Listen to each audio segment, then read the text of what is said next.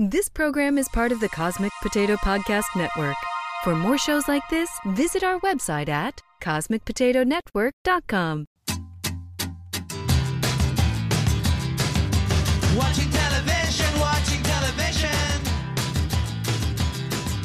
Watching television, watching television. I need all the image, I need all the sound. I know the info right into my mind.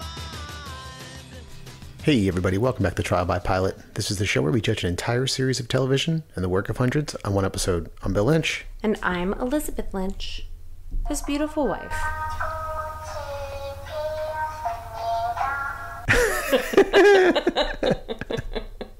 I just froze. I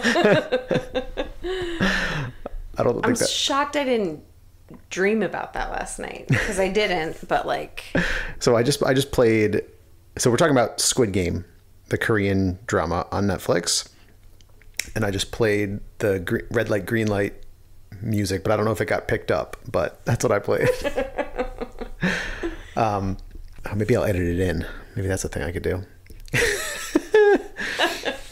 Yeah, it's all I've heard for like weeks, and that song. That song? Yeah. Oh my Really? gosh. Okay, I have a question.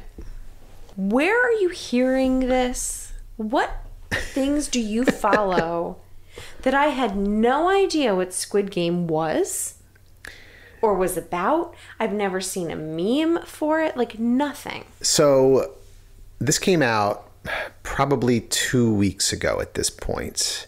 By the time this episode comes out, maybe 2.5 or 3 weeks. So we're a little bit behind.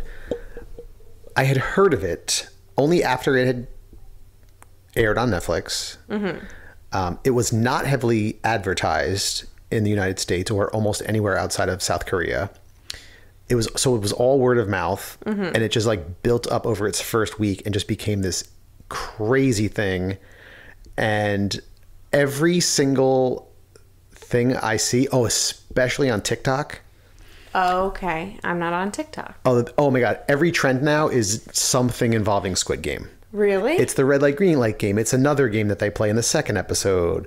All the music are like the top trending music things that you can add to your TikToks. Okay.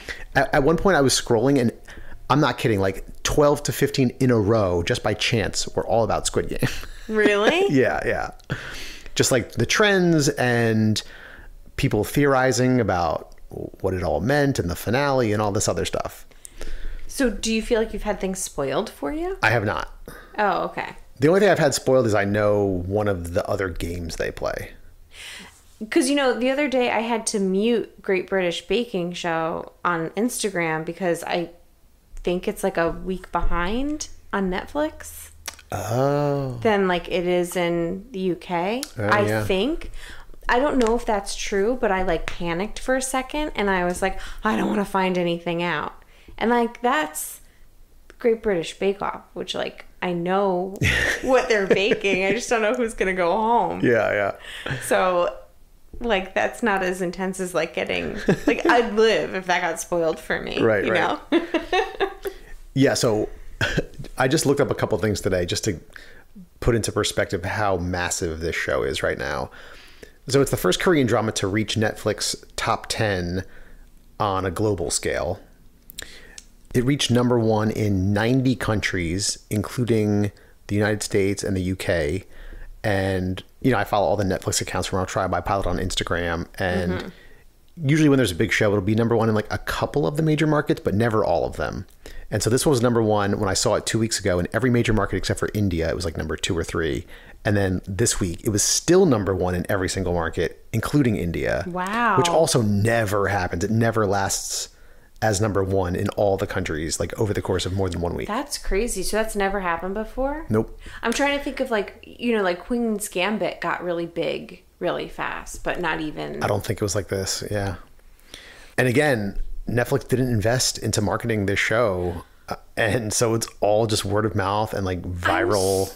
I'm so surprised, just judging off of the pilot, that they didn't. I mean, good for them that they didn't have to spend the money on doing it. But like, spoiler alert, this was a great pilot. So like, I'm shocked that someone at Netflix didn't watch this and say like, this is it. Like, this is going to be huge. Yeah. But So another fun little tidbit I found in South Korea, it was so popular that there was a surge of network traffic, which caused South Korea's broadband company to sue Netflix, seeking monetary damages to pay for the increased usage and all the maintenance costs associated with the program. Like, it's costing them a shit ton of money. Yeah. I mean, I'm sure they're not going to win, but they're suing Netflix? yeah, because of all the usage of their broadband from people watching Squid Game. I know it sounds ridiculous. Yeah, but that's got to be like finite in some way. Like, people aren't going to like just keep watching it and keep watching it and keep watching it. Like, it's eventually it ends. Maybe. I don't know. Wow, that's so weird. Would they had to like keep on like it just kept crashing, so they had to like have people fix it? I suppose. I wish I had a better understanding of how And that worked. the Korean presidential election is in 2022, and so several of the candidates have been using Squid Game imagery in their political ads and like challenging their opponents to games and all this other stuff. Yeah. But apparently, like, they're talking about Squid Game as they reference like their platform as it relates to economic disparity, because apparently the show gets into that a little bit more. Okay. So it's Wow. like a massive cultural worldwide thing right now. It's just so funny because when you mentioned it, like, surprise, surprise, I was like, I don't know what that is. Yeah. And when I saw the picture on it, like, it's like someone like in like a hoodie and a mask, and like I was just like, the cool. Some pink jumpsuit guys.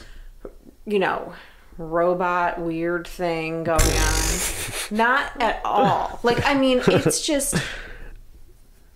Well, let's get into it. Were you glad I didn't tell you what it was about? Because I asked you beforehand. I was like, do you want to know, or do you want to just go in blind? Yeah, I'm glad I just went in blind. Yeah. I don't always feel that way, but for this show, I just liked it being new because I really enjoyed it. So, having no expectations whatsoever. That's funny. And I mean, we could talk about this more later, obviously, but when I was posting on social media for our Foundation episode, John Irons, host of Captain Game Show, asked if we were watching Squid Game or if we planned to review the pilot. And I said, yeah, we're going to do it for this week, but I don't have high hopes that Elizabeth's going to like it. He goes, honestly, neither do I. Really? Yeah. I mean, well, let's get into it. Yeah, let's get into it. So it starts off with a flashback to this man's childhood as he narrates. It's in black and white. And he talks about the titular Squid Game. 1 week since I've mentioned titular. And, you know, two teams would try to get past each other to step on a certain spot. You know, it's just these like six boys, like, you know, roughhousing a little bit, but playing this game. And then we come to present day and we meet Seong, who seems to be like quite a piece of shit son. He's in like his 30s or 40s, living with his elderly mother, who is leaving for work after giving him money to take his daughter to a birthday dinner. And when she leaves, he finds and steals her hidden debit card. And after almost getting locked out of the ATM, gets a bunch of money with his buddy and heads to gamble at the off-track betting place. Yeah. His mother, meanwhile, is going out to like do like physical labor. Like she's going to like clean houses or something. Yeah. And so, you know, we see him get like frustrated as he loses, but then eventually he hits it big on one of them by playing his daughter's birthday numbers, 6 and 8. And he wins what amounts to like $12,000 US. So he tips the clerk and he goes outside only to find a bunch of goons heading towards him because he owes their boss big money from gambling. Yeah. And so he runs, turns a corner and knocks into a young woman, and they both like fall over. And so he apologizes, but then gets caught by these guys. And so they bring him into the bathroom, beat the shit out of him. And he's like, wait, I really have the money this time. And he realizes it's gone. And he's like, oh, this girl must have been a pickpocket. And which I knew, by the way. Yeah. And so he's threatened and told that if he doesn't get the money back by next month, they're going to take his kidney and one of his eyes to sell to like pay off his debts. And so he has to go ask for his tip back from the clerk. Just like absolutely like pathetic, dude. Yeah. And then $10. $10. Like yeah. now he literally has nothing, and he still has to take his daughter out. Right. So then he's desperately trying to win his daughter something at like the claw game. And he's like losing, and he's just angry and pathetic. And some little kid helps him and ends up winning him this wrapped gift box. And so he's like celebrating with this little kid. I should mention, I'm saying he says this and I'm saying it in English. We watch this in Korean with English subtitles. Right. Which is also another huge thing going around online is don't watch this with English dubs. Apparently they are awful. And it's like really? a completely different show with a different feel. And like, it's just bad. I don't want to go back and watch the pilot that way just to see. I mean, I always suggest that unless you have like some reason that you can't read the subtitles or something. Yeah. Like always just watch with the fucking subtitles. Yeah. So he's at dinner with his daughter and she opens up the box and there is a gun in the box. It looks like a real gun. Yeah, there's like no orange tip. I was like, what the hell? But it turns out to be a lighter. And so he's like, oh, I'll hold on to this until you're a little bit older. Obviously, he had no idea what it was. And then she's about to tell him something, but hesitates a little bit. And so he drops her off later at his ex-wife's house. And then he goes to take the train home, misses it. And while he's waiting on a bench, he's approached by this well-dressed man in a suit who asks him if he wants to play a game. Each round, whoever wins gets X amount of money. It was 100,000 won. So what does that translate to? It's $84.15. Okay. And, it's just this game. It basically looks like two bean bags or like two Kind like of envelopes. like envelopes. And you just have to peg the other person's on the ground and make it flip over to the other side. Yeah. And so he loses, and the man's like, if you don't have money, you can pay with your body. I get to slap you instead of you paying up. And so we just see Seong getting slapped over and over and over again. Yeah. His like face is just beet red until finally he wins a round. And he's like all like pumped, adrenaline's going. He goes to smack this guy, and the guy grabs his hand. He goes, no, remember, we're playing for money. Like, Yeah. He's like, oh yeah. Like he was just so into it at that point. And so he gets this money, and the guy tells him, you can win much more than this if you can win some games over a few days. Let me know if you're interested. And he like just shrugs him off, but then the guy reveals he knows all this stuff about him. Yeah. And so he gives him his card. And it's got just like a triangle, a circle, and a square on the back, and his number. Quick aside. Okay. The number that they originally filmed on this business card was a real number that they just made up, but actually belongs to a man in South Korea. And so for a while, he was getting 4,000 calls a day from people. Oh my gosh, they don't have the trick of the 555. Yeah. Apparently Netflix has since taken it off, like edited it out. Oh my god. But people were calling up like, probably mostly not this, but some people were calling up like wanting to join the game, like thinking it was a real thing that you could do. Oh my gosh. Well, if Netflix had put any effort into marketing it, maybe they would have done that. Yeah. What was that show we watched that had like the game that like ended up not being that interesting, but like it was like a game you could play? Oh man. With Jason guy? Yeah. Yeah, I don't remember. Tales from Elsewhere? Dispatches from Elsewhere. Yeah, Dispatches from Elsewhere.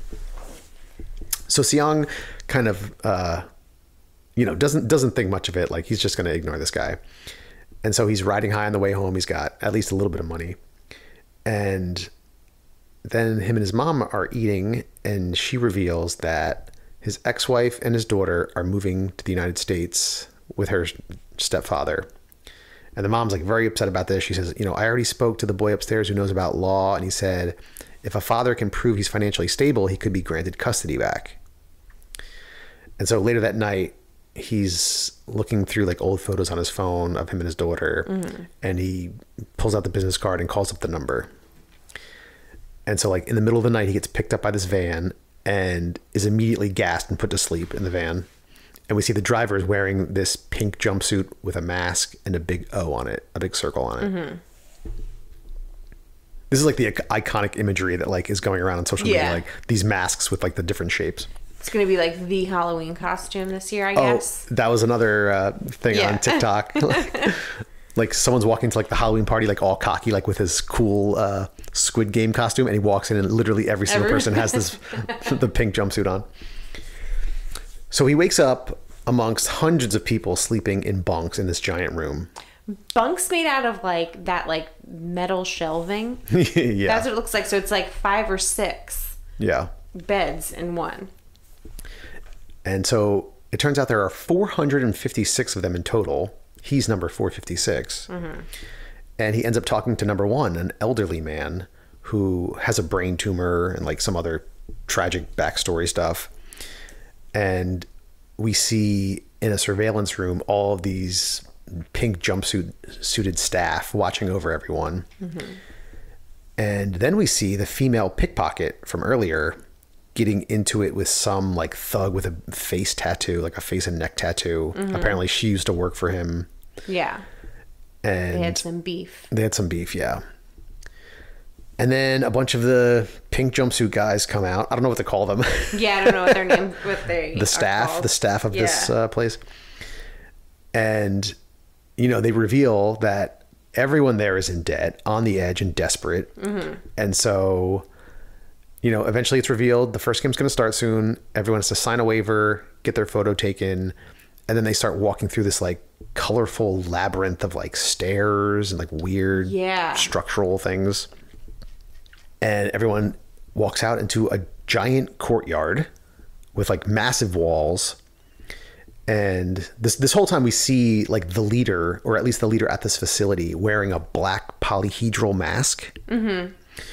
And now he sits down, he makes a call, and it's like, you know, we're ready to start. So I don't know if he's talking to his boss or somebody else. And he sits down to watch as the first game begins. And you can kind of tell, like, the walls are like, it's like a backdrop. Like, where they're in, it's like a backdrop of outside. Right. Yeah, but it's just a big cement wall. Yeah. And the first game is green light, red light. And there's a big, creepy, mechanical doll on the other side with a tree behind her. And so the rules are explained over PA. This woman's voice comes on. And so, you know, when she turns her head, green light, you can go. When she turns around, red light, you have to stop. If you get caught, you get eliminated. And if it takes you 5 minutes, you have to cross the finish line after 5 minutes, before 5 minutes is up. And so she turns her head, says green light, and everyone starts to run. But the guy in front stumbles a bit when she turns back around. And we hear a loud noise, and he falls to the ground. And then she turns again, green light, and the second guy goes up like, hey, you're eliminated, dipshit, and sees this guy spit up blood. So now this guy panics and turns as he gets shot in the back of the head, and his blood sprays all over this woman. Yeah. And she just screams, and then like just, it's fucking chaos. Because now everyone realizes what's going on, and like that eliminated means you're getting shot by like snipers. Right. And so like half the people at least try to run back and start banging on these doors, but they're just getting picked off, like sniped in the head, through the chest. And, you know, they show close-ups of the robot's eyes, like bzz, like motion detecting. Yeah. And, you know, the walls have like little tiny cutouts where you see like the muzzles of the snipers come out. And so the dust finally settles, and a woman comes over the PA again and says, I'll repeat the rules. And so she repeats them twice, and everyone is still just like frozen in fear, except the super old guy. When the doll turns around again, he starts to like move. Yeah. He's like, fuck this, I'm going. Yeah. And so after like 2 times, everyone like slowly starts to follow him, you know, realizing this game's only 5 minutes and there's like 2 something left at this point. And then the guy watching from upstairs takes his little remote out and presses play, and his little jazz jukebox thing with like little figurines starts to play. Yeah, it was like a little like toy like scene, I guess. I don't know how to explain it. And you were like, oh, I want that. I kind of wanted it, yeah. Because it's got the guy like playing the drums and then the little saxophone. Yeah. And so we listen to like a little jazzy version of Fly Me to the Moon as this guy like sips whiskey, and people are just slaughtered every time they like, you know, stumble or get caught moving. And so Siang is almost to the finish line at this point that others have already started to cross, including one of his childhood friends. Yeah, like they ran into each other there. Yeah. And he had just been talking to his mom, to this guy's mom. Yeah. And he was just like, oh, just like assuming that this guy was so successful. Like, so when he saw him, he's like, what are you doing here? Right. So he's starting to go, but he trips on someone's arm as red light is announced and the head starts to turn. And you're like, oh, shit. Yeah. But someone grabs him by the collar, like as he's like, 45-degree angle. Yeah. And so they're both just trying to stay frozen. You could see this guy just like tense and like trying to hold him Yeah. up without moving at all. And finally the doll turns back around and they both like compose themselves and rush and dive over the finish line just as time expires. I mean, just hurling your body. I thought in that moment, I was like, I've never been able to like slide or jump off a swing or anything. But like, if I'm going to get shot, like, who cares if I break my arm or something? Yeah. Like, of course, I'm just going to hurl my body. Yeah. And so... I mean, but we both know I would have been picked off pretty early in this game. And so there are others who didn't make it across in 5 minutes. And so they all just get assassinated. Yeah. Actually, I just want to amend that. I've played so many theater games that I think I would actually do very well. Like, I have pretty good control over my body. Like, I can freeze. Yeah. Yeah. I mean, if one of the games is like Zip Zap Zop, then you'd probably be... Yeah. And also this. Maybe. Just, I wouldn't make the time. But Right. I'd freeze every time. Okay, yes. I think the time is more the issue once you Yes, realize. Yeah. And so the first of 6 games is over as everyone like looks around at each other and we pan upward and we find that this like stadium courtyard is on some remote island in the middle of the ocean as the roof closes and it's all like camouflaged to look like trees. Yeah, it's like a completely like hidden world. Yeah. So good luck. It's so fucking scary because first of all, it's like they're so remote. There's no saving them. Nobody knows they're there. Right. Like it's just Yeah, they've all had their wallet and cell phones taken. yeah. And so it's for like some undisclosed amount of money.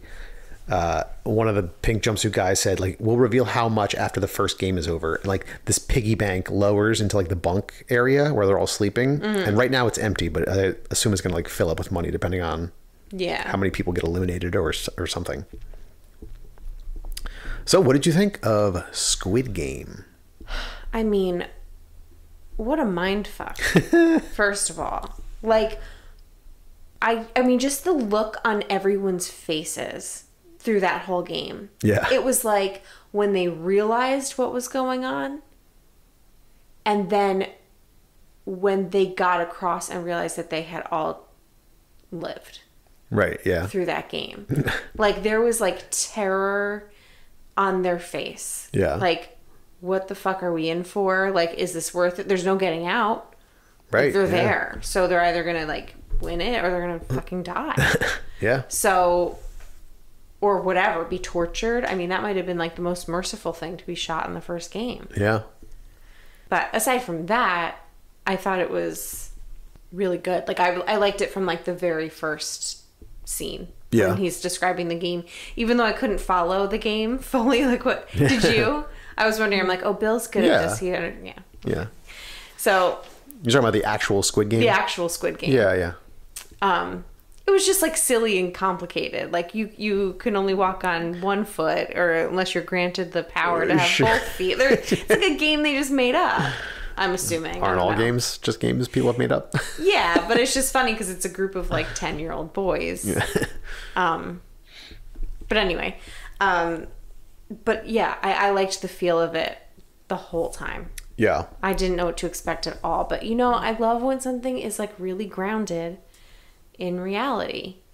I didn't have to make believe anything. Or like, you know what I mean? Like I didn't have to say Yeah. like, okay, that's what this world is. I mean, in this world, yeah, it's very fucked up, but all of it's real. Right. Sure.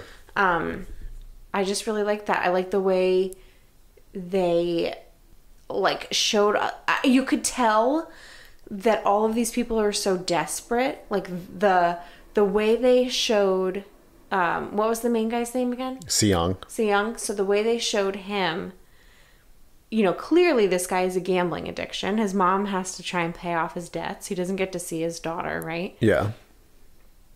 The high he got from winning all that money at the track was like the same as like when he got all the money from that guy after being like playing the game. You know, like right. You could kind of tell where he was just like, first of all, he wasn't going to give up because he could have gotten $85. Right. So he just kept on going and he kept allowing himself to be slapped because like in his mind, this payoff is so worth it. Yeah. And then clearly it was, I mean, he made a lot of money that night. So it's like, I don't know. It's just like every single person that they picked has that same thing. Either like the desperation to pay off their debt or the same like problem with that, you know. Yeah, there was some chasing that high. They showed like the whole crowd a montage of like all of them just getting slapped by this guy. Yeah. So like they all went through the same situation. Yeah, I love that all of the protagonists are like down on their luck and like kind of in a shitty place, maybe are shitty people for whatever reason. And yeah, it was grounded in reality, but also still like very dramatic in the way it was shot and like a lot of like, you know, the set piece of this giant courtyard on a deserted island. And like, why the fuck do these guys have to wear pink jumpsuits and these like masks? Yeah. And like the black polyhedral mask. Like it's a little over the top. A little over the top. Like that's fine sometimes. Yeah. I know you were speaking more to like there was like no like weird fantasy sci-fi. Right. They were on stuff. Earth. They were on Earth. But yeah, I've read that the games themselves are like pretty simple. Like they're supposed to be kids games, you know, that anyone can understand. But they kept them simple so they could develop these characters and like let you watch them, which is nice. And I loved how tense it was.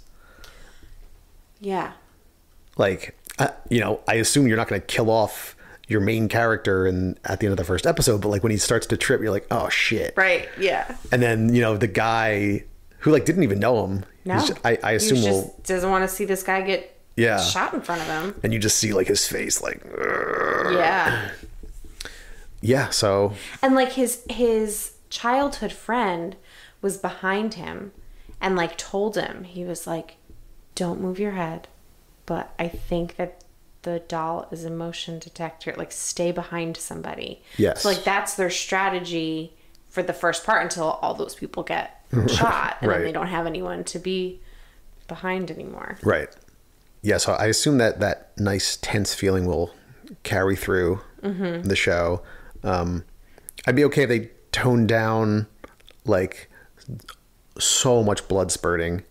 Like so many, I mean, you know, whatever. This was like the biggest crowd, of course. Right. But like every time someone gets shot, you just see like this crazy amount of blood coming out of like a hole in their chest or whatever, which is like fine. I don't mind a little bit of gratuitous violence, but like hopefully that gets we don't really need it. tuned down just a little bit. I mean, I don't know. It was good for the pilot because I feel like it was just like you're just seeing how high the stakes are here and like how brutal and like ruthless these people are. Right.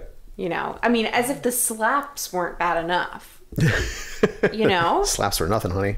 Oh my gosh. Yeah, and then when there's the mystery of who's running this whole thing, like, is it just like some sick perversion that someone has to like watch people get killed? Yeah, that's what it seems like. Yeah. I assume it's nobody that we've like met or know about. You don't think it's the guy in the briefcase? I think he was just maybe. But then wouldn't they show his face? We've already seen him. And like that's a natural leap to make. So I feel like it's Yeah. I feel like it would be somebody different. I think he's just like doing the dirty work. You know? Yeah. I'm trying to think if there's anything else I want to say about this show. So you're going to continue to watch? I'm going to continue to watch it. Wow. I just think, I mean, I guess like if you are describing these scenes, then yeah, it would make sense that you guys both thought that I wouldn't want to watch it. But they're just done so well. And I just really like that. I did have one comment, like that kind of made me mad. And I don't want to like make it sound like I'm shaming anybody, but like I was like kind of annoyed that the grandma, like I get it, she doesn't want to lose her granddaughter, but like your son is a piece of shit in gambling debt. Like there's a reason he doesn't get to see his daughter. It doesn't matter if he can like now make a living all of a sudden. No court is gonna like, and it's not fair. It's not fair to her to take her away from her mother. Yeah. Like I'm not saying that like she should be taken away from her father either, but like this is like a choice that he has made in a way.